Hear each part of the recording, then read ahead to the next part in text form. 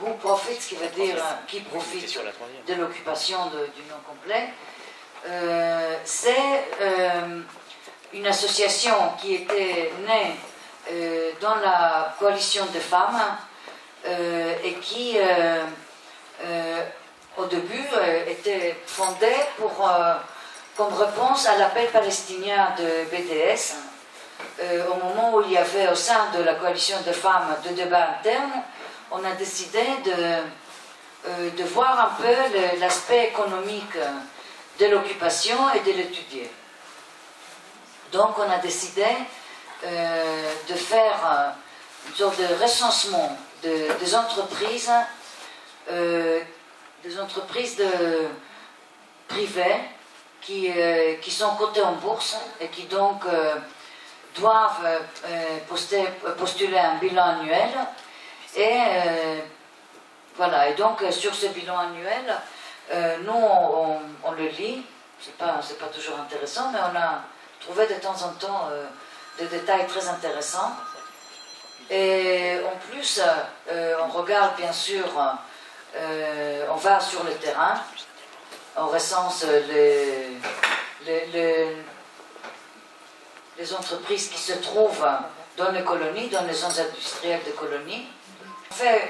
En fait, on regarde aussi les journaux, bien sûr, de temps en temps, on fait des interviews téléphoniques où on parle avec les employés, et rarement on fait aussi appel à la loi de libre accès à l'information. Tout cela pour vous dire que ce n'est pas de l'espionnage industriel. On utilise seulement le fait qu'on vit dans le pays, on connaît la langue, et donc on utilise toutes les informations qui sont ouvertes au public. Voilà.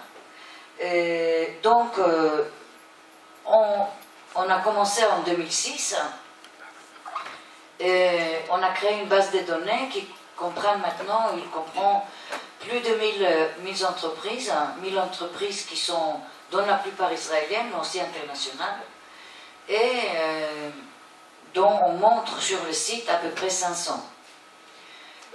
En même temps, on fonctionne comme une sorte de centre pour tout le réseau de campagnes civiles, qu'à chaque fois qu'on pense aux campagnes civiles, nous on reçoit une demande de mise à jour d'informations, et ça nous permet aussi de lier de différentes campagnes civiles, d'entrelier les campagnes civiles.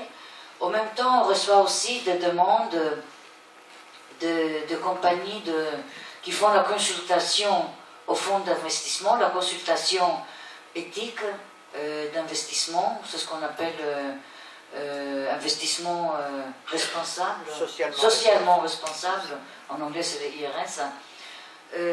C'est quelque chose qui se développe en ce moment, mais qui se développe dans la plupart en Scandinavie.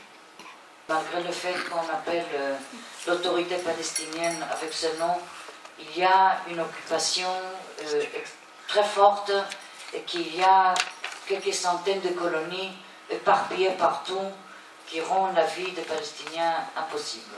Parmi les produits qu'Israël exporte, seulement 2% viennent de colonies. C'est ça qu'on dit. Ça, la raison de ça, c'est parce que les colons ne sont pas des êtres productifs et que les colonies ne sont pas très productives. Il n'y a pas une grande industrie dans les colonies. C'est un projet politique et qu'il n'y a pas une grande production. De toute façon, il n'y a pas énormément d'exportation d'Israël en Europe. La plupart des coopérations se fait autrement. Il y a coopération technologique, scientifique, mais il n'y a pas beaucoup d'exportation. Vraiment, si on regarde que le local des entreprises, il y a très peu. Il y a presque 300 entreprises dans les colonies, c'est tout. Mais nous, on essaie de montrer que tous les aspects de la colonisation permettent à beaucoup d'entreprises d'en profiter. Et donc, il y a l'aspect produit des colonies, mais mais beaucoup de compagnies de développement technologique ont leur quartier général à l'intérieur d'Israël, mais ils font tout leur travail dans les territoires occupés. Donc c'est là où ils essayent, où ils développent, où ils grandissent. Donc dans cette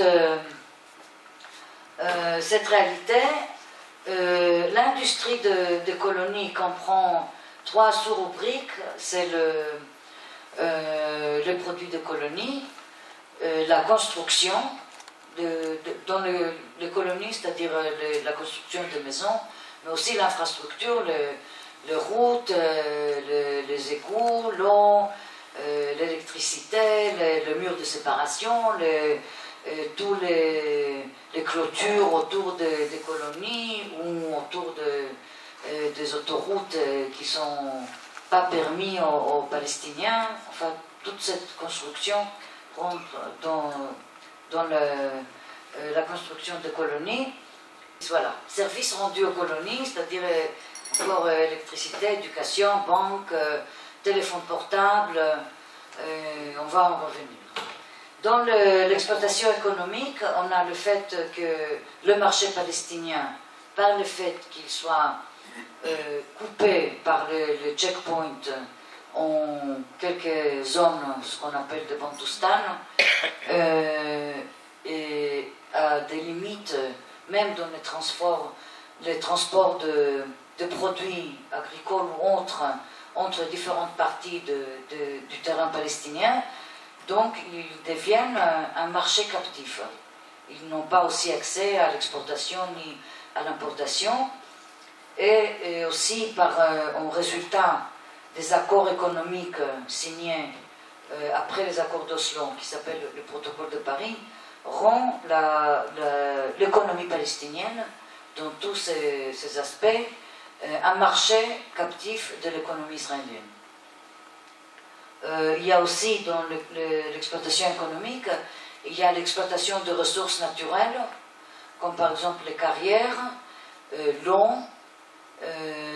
aussi l'utilisation des sites de déchets qu'on transforme d'Israël dans le site de déchets en Palestine. Tout cela est interdit par la loi internationale. Il y a aussi l'exploitation de main-d'œuvre, mais ça on le mentionne, mais on ne traite pas dans nos recherches à nous. C'est une autre association qui s'occupe de ça, c'est Kav Laoved. Je pense que plusieurs de vous la connaissent. Dans la 3e rubrique, c'est contrôle de population. Dans ça, on inclut aussi, bien sûr, le mur de séparation, mais aussi tous les appareils et développement technologique que 45 années d'occupation ont permis de se développer. On traite, en fait, la société israélienne a traité dès le début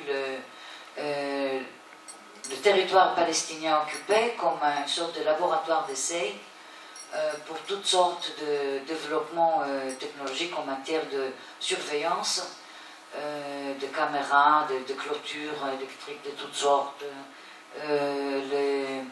Il y a par exemple les cartes d'identité biométriques, toutes sortes de surveillance, des scanners et tout ça.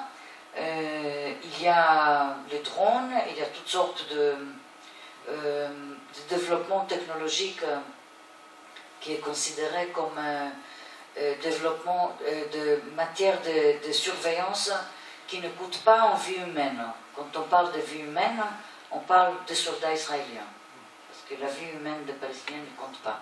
Donc on parle de robots, de toutes sortes de matériel qui est opéré à distance, de drones et tout ça. Et aussi un développement en matière de défense interne, c'est-à-dire toutes sortes de matériel pour opprimer l'opposition civile, qui est considéré comme armement non létal. Il était considéré comme armement non létal, maintenant on l'appelle armement à létalité réduite, je pense. c'est le plus exact. Voilà, donc ça c'est... Mais en principe, nous, on n'a pas accès vraiment à beaucoup d'informations en matière d'armement. Donc on traite que ça, et voilà. Je voudrais maintenant vous détailler un peu par rapport aux campagnes civiles qui existent en ce moment dans le monde, qui pourraient aussi vous intéresser en tant que société civile française. Donc, en industrie de colonies, bien sûr, il y a les produits, ça, le cadre de cette campagne s'intéresse aux produits de colonies, donc la plupart, ce sont des produits agricoles. Une sorte de notre page, la page du site, ça c'est le moyen de recherche qu'on peut faire. Il y a plusieurs catégories, soit le quartier général, si on veut chercher toutes les entreprises qui ont le quartier général en Angleterre ou ailleurs, ou les compagnies par forme d'implication dans l'occupation, soit les produits de colonies ou autres. Donc ça c'est la recherche avancée que je vous invite à essayer et voir. Mais on a aussi en fait de rapports approfondis. À ce titre, on va bientôt publier un très très grand rapport sur la production agricole dans les colonies, très très détaillé. Là maintenant, on nous a arrêté, on est arrêté par une compagnie qui s'appelle Adiklaim, que toutes les quelques années essaye de nous poursuivre. Et comme ils nous envoient des lettres aux 3 pages, c'est seulement la liste des avocats. Chaque fois, ils nous arrêtent un peu pour un moment. Donc là c'est un meilleur rapport d'il y a un an, donc qui liste vraiment toutes les compagnies qui sont impliquées dans les produits agricoles. Il y a d'autres rapports aussi sur la ligne de transport de train rapide entre Tel Aviv et Jérusalem, où il y a une partie à côté de Beth-Likia, pour ceux qui connaissent, donc dans le territoire où Israël creuse un tunnel, aussi contrairement aux lois internationales. Et là aussi, les campagnes publiques ont arrivé à prévenir, c'est-à-dire il y avait le Deutsche Bahn qui devait creuser le tunnel.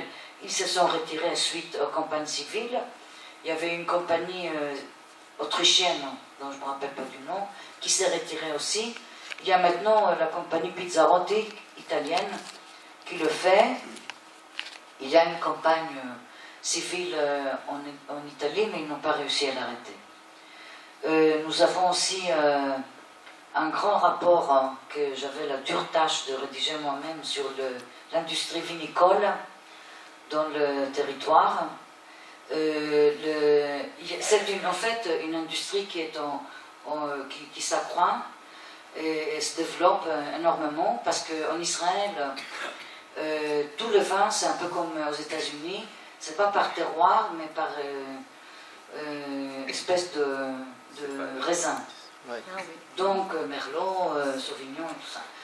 Et il y a maintenant un des moyens que le colon utilise pour confisquer, s'approprier des terres palestiniennes, n'est plus c'est ce qu'on appelait autrefois les colonies sauvages, comme s'il y a des colonies civilisées, mais enfin c'était le nom. Ils ont arrêté ça parce que les États-Unis n'aimaient pas ça. Donc maintenant c'est ce qu'ils font. À partir des années 2003, ils utilisent le fait que l'armée israélienne bloque l'accès des Palestiniens aux zones qu'ils considèrent problématiques. C'était surtout au moment où il y avait fort mouvement de lutte armée de Palestiniens. Les Israéliens ont commencé à bloquer l'accès des Palestiniens aux terres qui étaient peut-être proches aux colonies ou proches à la route qui menait aux colonies. Et donc dès qu'ils bloquent l'accès, les Israéliens commencent à compter. Et après 3 ans de non-cultivation de terre, la terre revient au pacha turc. C'est une loi ottomane. Et l'armée israélienne a décidé qu'ils sont les héritiers directs du pacha turc. Et donc, les terres deviennent des terres d'État d'Israël. Et les colons, au fur et à mesure des années, je n'ai pas avec moi, mais on a des photos qu'on a eues par le projet de colonies de la paix maintenant, qui est un projet quand même remarquable, malgré le mouvement qui n'est pas autant. Mais on montre qu'il y a des zones où il y a forte activité agricole de colons, enfin beaucoup plus forte qu'avant. De ce biais, ils se considèrent maintenant les nouveaux sionistes, les pionniers.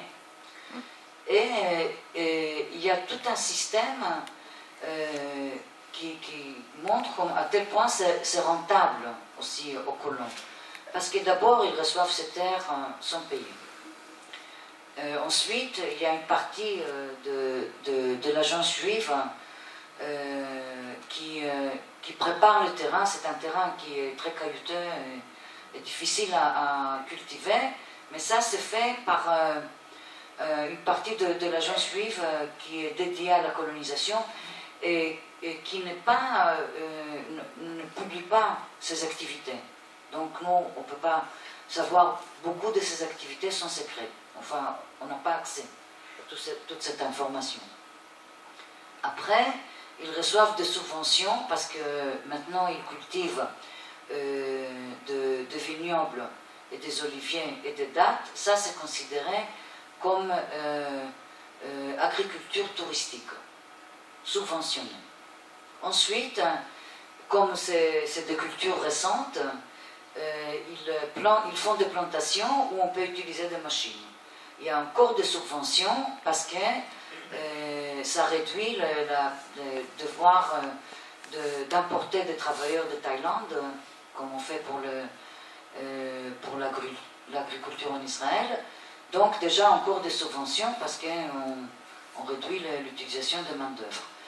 Et en plus, puisque c'est dans un territoire dangereux, le ministère de la Défense et le mairie de colonie subventionnent la clôture et toutes les routes qui y mènent.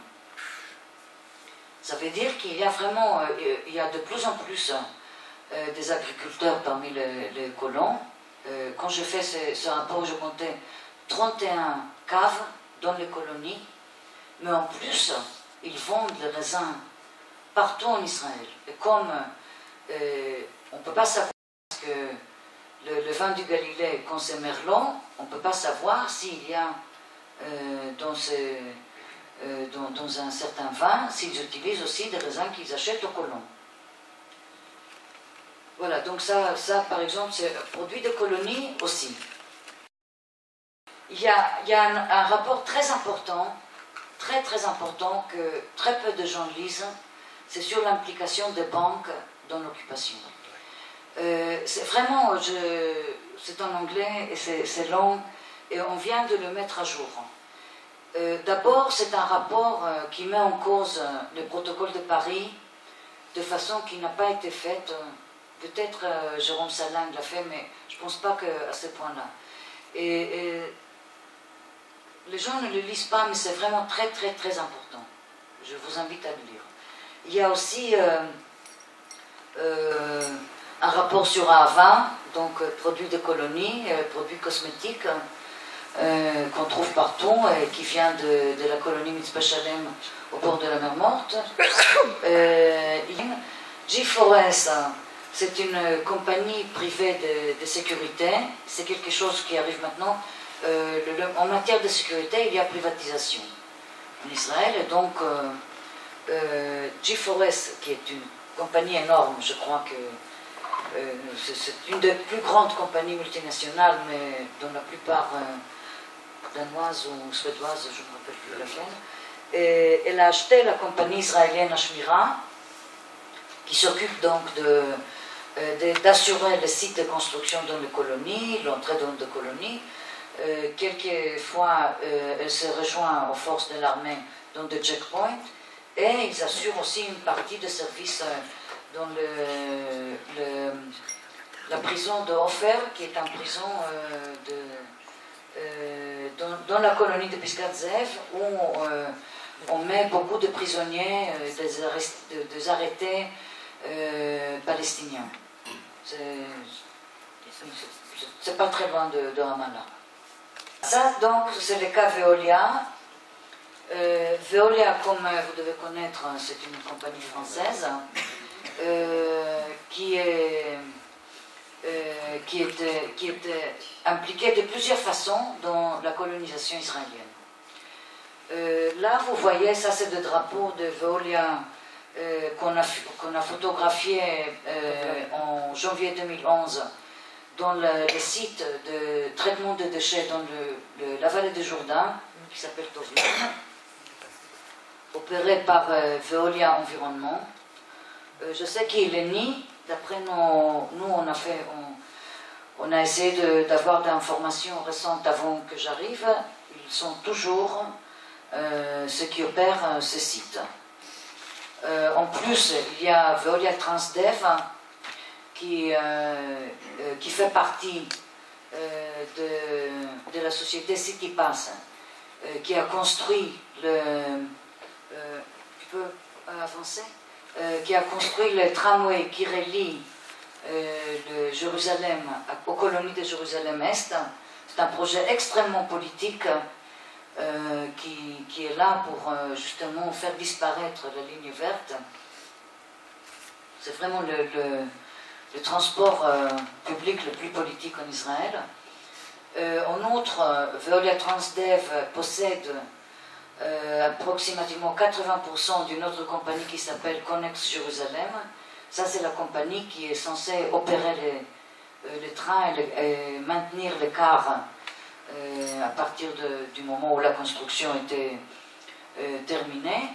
Et c'est vrai que face aux campagnes civiles multiples en Europe, il y a des villes qui s'appellent maintenant Veolia Free, comme Copenhague, Stockholm, Edinburgh, d'autres villes aux Pays-Bas et en Espagne, où Veolia a perdu le contrat pour le maintien de métro et autres réseaux de transport public. Donc, à partir de 2010, Veolia Transdev, alors Veolia Transportation, a déclaré qu'elle allait vendre ses actions de CityPass, mais ils n'ont pas réussi jusqu'à maintenant.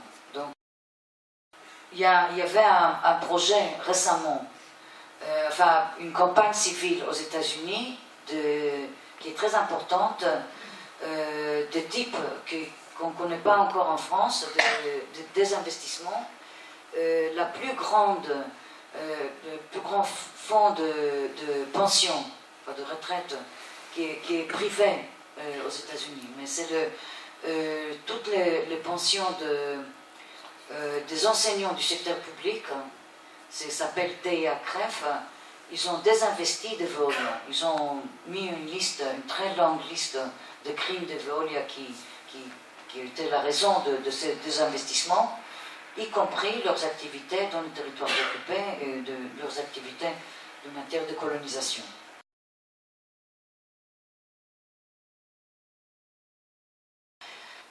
Orange, donc ça fait partie, Orange a acheté une partie, il est actionnaire dans une compagnie israélienne qui s'appelle Partner. C'est une de 4 grandes compagnies de compagnies de téléphonie, de téléphone portable, qui opèrent en Israël. Ces mêmes compagnies opèrent aussi dans les territoires occupés. Je dois vous expliquer un peu la situation. C'est que il y a une compagnie de téléphone portable palestinienne, mais d'un côté, ils reçoivent, enfin, ils ont une allocation de fréquences de la part de l'armée, de l'administration civile militaire israélienne. Ils n'ont pas leur propre fréquence sur laquelle ils décident. C'est l'État d'Israël qui décide. D'autre part, il y a la plupart du terrain palestinien, vous devez le connaître, c'est les zones C. c'est tout ce qui entoure les colonies, on l'appelle zone C.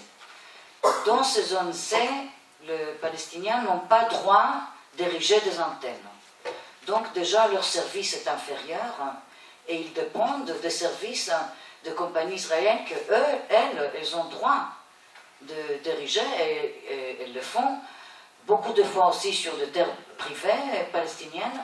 Mais donc, elles érigent les antennes, elles vendent leurs services soit à la compagnie palestinienne ou directement à la population palestinienne, sans jamais payer des impôts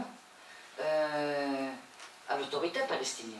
C'est-à-dire qu'en 2008, la Banque mondiale, qui n'est pas vraiment quelque chose de très radical, a estimé que les compagnies de téléphonie israéliennes doivent, à cette époque, 60 millions de dollars de taxation à l'autorité palestinienne et ils n'allaient jamais le payer.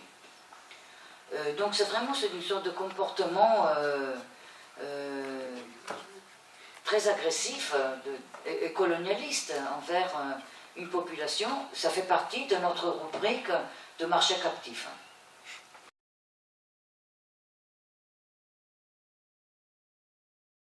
Qui fait les machines à bulles pour les os, elle fait beaucoup de publications, de publicité en France, on la voit partout. C'est en fait une entreprise qui a ses quartiers, enfin l'usine principale se trouve dans la zone industrielle de Michor Adomim, pas loin de Jérusalem-Est. Ils ont nié pendant à plusieurs reprises, face à plusieurs campagnes de la société civile partout, le fait qu'ils ont leurs usines là-bas. Donc d'abord ils ont dit on a des usines dans le Negev ou dans le nord d'Israël ou en Chine.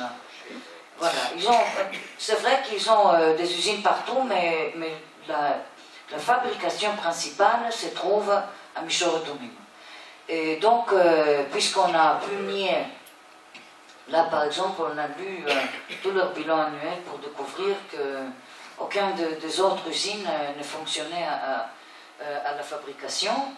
Donc, ils ont fait aux États-Unis un film pour leurs images publiques pour montrer à tel point ils améliorent la vie des travailleurs palestiniens qui travaillent dans cette usine. C'est vraiment, voilà, ça par exemple c'est leur PDG qui a fait une seule apparition dans l'usine et là il parle à tel point, c'est une grande famille, vraiment ils maintiennent des relations très chaleureuses avec leurs employés palestiniens. Après vous allez voir à tel point ils sont libéraux, ils laissent des espaces pour prier. Et puis il y a un ouvrier palestinien qui dit que grâce au travail à SodaStream, ils ont pu acheter une maison. Écoutez, c'est 8 minutes ou 9 minutes de film d'image publique pour vous montrer que quand même on les dérange et que les campagnes civiles ont un effet. Aussi, vous précisez quelque chose à propos de toutes les campagnes civiles, c'est que d'un côté, on regarde, par exemple, l'implication économique, on découvre de façon très claire qu'en fait, la colonie, ça fait, il y a des gens, des entreprises qui en profitent. C'est une affaire rentable. Mais de l'autre côté, ces entreprises, ils ne se font pas élire de façon démocratique, c'est pas comme un gouvernement. Donc ils ont une influence considérable sur la politique sans en rendre compte, je veux dire, sans qu'ils payent le prix politique de ça.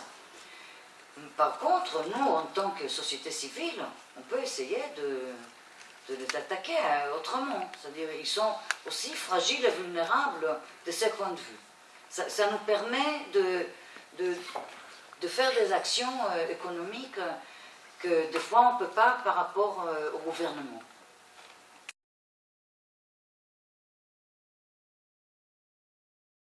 colonie du mouvement à la paix maintenant a été gérée à fond par Dror Etkes, je suppose que vous le connaissez, parce que c'est vraiment quelqu'un qui connaît tout le morceau de terre et toutes les pierres autour des colonies et qui connaît et donc lui, il est arrivé à convaincre les dirigeants du mouvement La Paix Maintenant de commencer ce projet de recensement de colonies. Et ils ont beaucoup d'informations sur le processus de colonisation, et avec beaucoup d'informations techniques sur chaque colonie, le nom, l'année de construction, enfin beaucoup d'informations. Ils ont aussi beaucoup de cartes c'est maintenant c'est Hagit Ofran qui gère ce projet, et il coopère avec toutes les forces non sionistes, antisionistes qui militent dans le coin. Il nous aide énormément, et c'est un projet d'information qui nous est essentiel.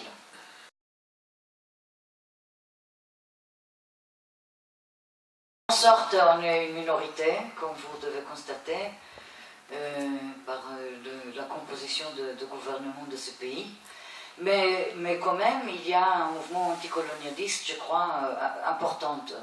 Enfin, beaucoup plus grande que moi, avec 40 ans de militantisme que j'ai connu. Mais c'est vrai que le pays va à droite. On a maintenant le ministre du logement, c'est un colon. Il y a d'autres ministres qui sont de colons. Et il y a un processus de colonisation très très fort. Et il y a aussi toute une série de lois qui concernent notre activité. Parmi ça, il y a la loi anti-boycott qui interdit l'appel au boycott et toute aide aux appels de boycott, et qui permet de chaque entreprise qui le veut de nous poursuivre dans la cour pénale sans même montrer des dégâts. Donc je déclare ici que moi je ne soutiens pas le boycott, et voilà, je ne fais pas de choses illégales. Voilà. C'est des campagnes qui doivent se passer dans le monde. C'était le but de cet appel palestinien, c'était de créer une pression internationale. Donc nous, on fournit les informations.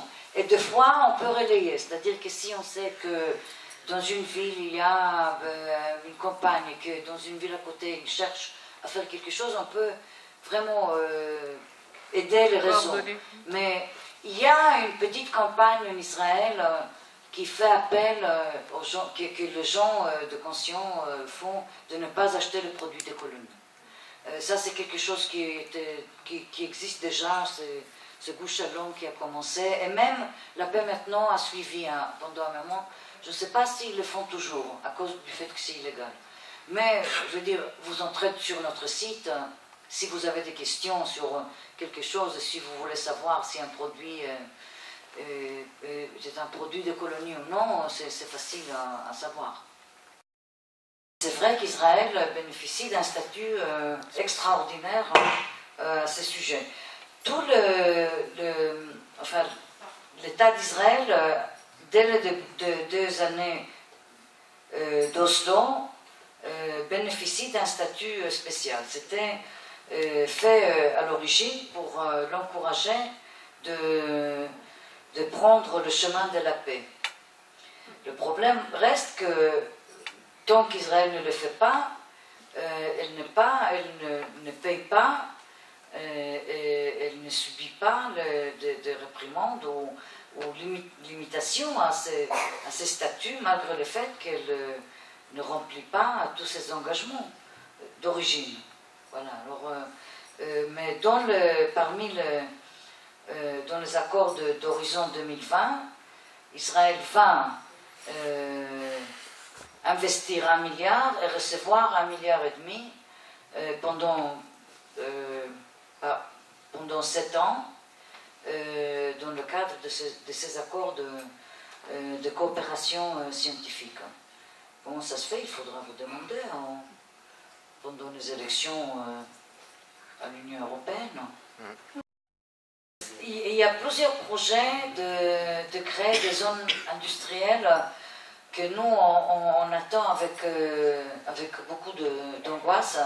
Il y a aussi dans la vallée de Jourdain, avec les Jordaniens et les Américains, pas la ligne verte, mais la ligne, les zones, c'est ce qu'on appelle les zones tampons, entre la ligne verte et le mur de séparation, le mur d'apartheid, enfin on appelle ce mur de plusieurs nominations.